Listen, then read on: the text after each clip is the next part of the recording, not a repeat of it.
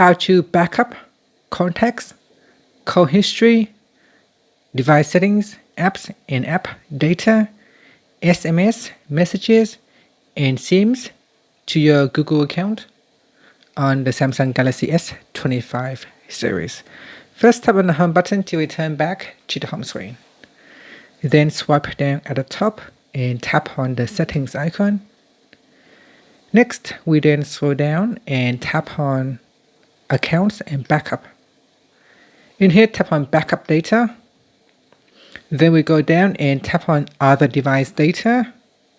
Here, tap on this toggle button, backup other device data. If you tap on it to switch it off, then select delete and turn off. Otherwise, we can turn it on and it will allow you to backup data such as SMS, SIMs, data, apps, call history, and contacts, and so on. And that's it. Now you can tap on the back key and tap on backup now to immediately backup data to Google account.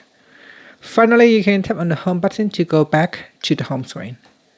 And that's it. Thank you for watching this video. If you find it helpful, please like and subscribe to my channel for more videos.